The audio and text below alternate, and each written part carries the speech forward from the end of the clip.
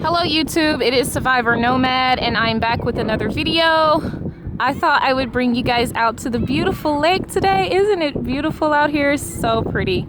Yeah, so please don't forget to hit the notifications bell so that you guys can get a notification when I post videos. If you haven't subscribed, please do subscribe. And yeah, so I'll see you guys on the next video. This video is about, once again, the weapons that narcissists use. And today we are talking about one of the most prolific weapons that narcissists use. And this is the weapon of gaslighting. You all know it very well. If you have had the unfortunate experience of being entangled with a narcissist, then you know how bad gaslighting can be. Now, gaslighting, something that a lot of victims may not recognize, but gaslighting goes hand in hand with the smear campaign. Usually the narcissist is wanting to gaslight you in order to fuel the smear campaign. So what they do is a mixture of psychological, emotional manipulation, where they are manipulating you, they're gaslighting you. It is to get a reaction out of you. And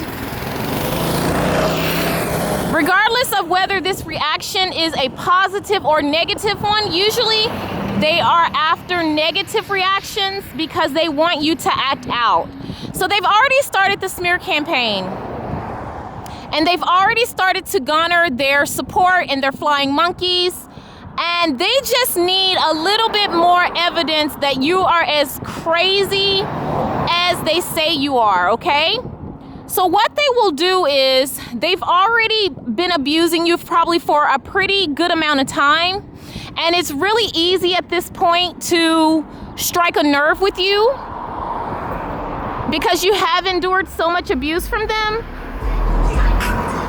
So they will go out and do things that they know will upset you, okay? Usually with narcissists, they have a history of lying, they have a history of cheating. And so it's very, very easy to upset the target. And that's really all they need to do. But they need this to play out in front of people that they've already told that you're crazy. So they go into crazy, what we call crazy making. And basically, they manipulate you, they may lie to you, they may even accuse you of doing things that they've done. You know, they may take you out to dinner and they drop subtle hints that are really lies, okay? For instance, you may be out to eat with a narcissist and he may be talking to a friend of his, and a friend may be saying, yeah, me and my wife did this, and I went out and did this. And then he'll all of a sudden just interject in there, oh man, if I did that, my wife would beat me up. With you sitting right there at the table, just as straight face as can be.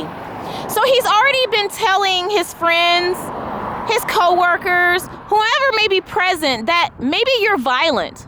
When in actuality, it's him that's violent. It's him that's the abuser. But he wants to paint you out to be this person. So we all know that if you were to say something, if you were to bring it up, if you were to say, hey, why would you, make that kind of joke? Or why would you insinuate that I would beat you up? One of two things is going to happen. He's going to say, oh, I was just joking with you. You can't have any fun. We can never go out and do things because every time we go out, you ruin it. And then he starts the emotional manipulation and gaslighting you, making you think that you just imagined that he was trying to make you out to be a bad person, to make you look like you're an abuser, okay? When in actuality, he is. He wants to get you upset. So when you start to get upset, and you may be at your wit's end with it. This may be the 100th time that this is happening. You're just sick of it. And at that point, you stand up and you say, you know what? I'm so sick of you doing this. I am leaving. And you storm out. Or worse yet, you get into a verbal altercation with them about why they keep doing these things to hurt you and why they keep trying to embarrass you. And guess what? You start to look like the crazy person that they've painted you out to be. This is all orchestrated and planned for the narcissist's benefit, guys. Please, do not give them reactions. Don't give them what they're looking for. They're going to be flirting with the waitress. They're going to be flirting with your best friend. They're going to be making up things. They're going to be making up the most absurd lies and stories. And I know that it's horrible when you're going through this, but you cannot give in. You cannot give in, guys. You cannot give them what they're looking for. It is all a game. And once you learn the rules of the game, once you learn what the weapons of narcissists are, then you're better equipped to play the game. You're better equipped to handle it.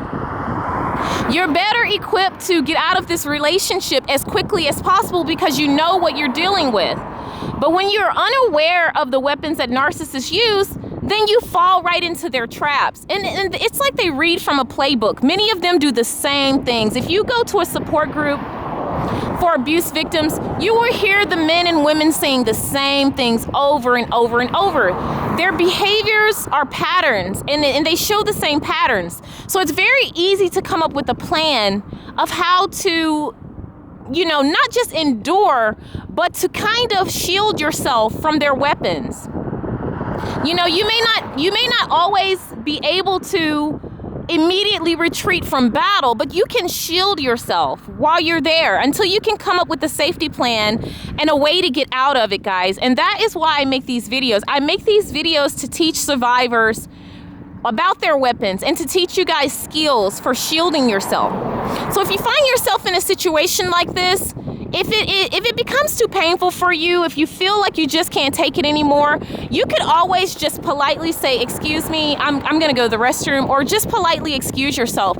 What you don't want to do is get into an altercation with them. I know you're sick of it, and I know how horrible it can be, guys, but you don't want to get into an altercation with them because narcissists have known to be very, very horrible and harsh in their treatment of you. And a lot of times they're setting you up, guys. They're even setting some of you guys up to be arrested. They are setting you up to lose your job. They're setting you up to end up in a mental institution. They're setting you up for these things, guys. And you just have to know how to handle it. You can politely say, excuse me, I'm going to go to the restroom. My advice to you is whenever you go out with a narcissist and he's been known to play these kinds of games in public, always take your own car. Don't go in the car with them. Find an excuse to take your own car. Take your own car, and when they start to act out, excuse yourself very politely. This is really going to confuse the narcissist and throw them off. And I will say this, guys, it will anger them. And some of them may be angered to the point of physical abuse. So please be very careful. They do not like to be beat at their game. But one of the things you could do to save face at the restaurant, to save face in public, and to make them out to be the liars that they are, is to politely excuse yourself and then don't come back. That's going to send two messages. One, it's going to send the message to the narcissist, don't mess with me. Do not lie on me and do not try to embarrass me publicly, because it's not going to work. The second message it will send the message to the people who's sitting at the table that you know that this person just did something that was not right. And also that you're not the person that they're painting you out to be, and that you were insulted, and so you took your leave. And you did it in a very positive way, even though it may seem negative that you're leaving, but you have just took a stand for yourself. You've left them sitting at the dinner table by themselves. If they are doing anything to disrespect you or to make you feel uncomfortable, if they are trying to gaslight you into some situation, you have every right to remove yourself from that situation, and I recommend it. Now, what I don't recommend is you go back home that night thinking that all is going to be well, because it will not be.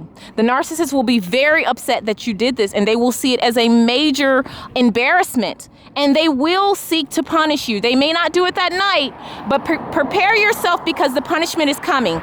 This is why I always advise you to get out of these relationships, because you don't know what that punishment's going to be. It could be physical abuse. It could be more emotional abuse. It could be anything. It could be them lying and framing you to have you arrested. You just don't know. So this is the problem with trying to play with the narcissist. You need to be aware of their weapons, but trying to play a game to win with them, you will not win. My advice is to get out as quickly as possible.